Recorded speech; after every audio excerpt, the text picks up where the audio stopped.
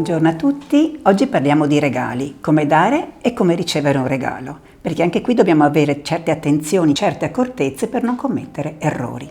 Come dare un regalo? Ci sono frasi da non dire mai, tipo hai visto, è di, oppure l'ho trovato in quel negozio, e magari citare un negozio famoso o una firma prestigiosa, oppure dire ho visto che non ce l'avevi, oppure ho girato tutta la città pur di averlo, oppure è poca cosa, è una sciocchezza. Cioè, l'importante è capire che ogni commento, prezzo, valore, pochezza, bellezza, oppure fatica per reperirlo, non è da dire.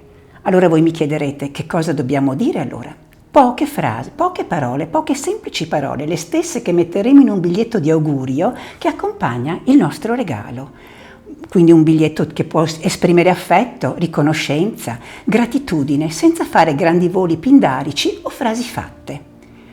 Viene spontanea una domanda, allora a questo punto, ma in un regalo che io consegno a mano, ci metto il biglietto o no? Le buone maniere ci insegnano che è il regalo che accompagna il biglietto e non viceversa, per cui non è un obbligo, ma sicuramente è consigliabile.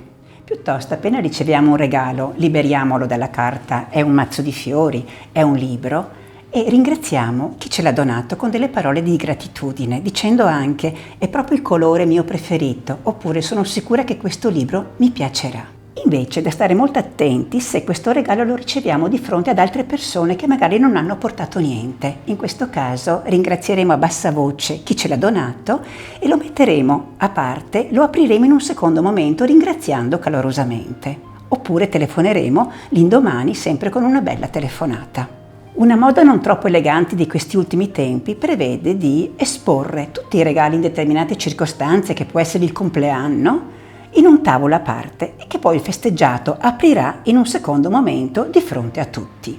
Voi capite bene che lo spacchettamento in questo modo può mettere a disagio chi ad esempio ha fatto un regalo meno originale o meno costoso o che addirittura non ha portato niente. Una regola di Galateo che oggi si può tranquillamente non più rispettare è quella che imponeva di non ringraziare per un dono ricevuto che in qualche modo andava a ricambiare la cortesia ricevuta. Questo si diceva una volta per non andare a sottolineare questo debito che questa persona aveva nei nostri confronti.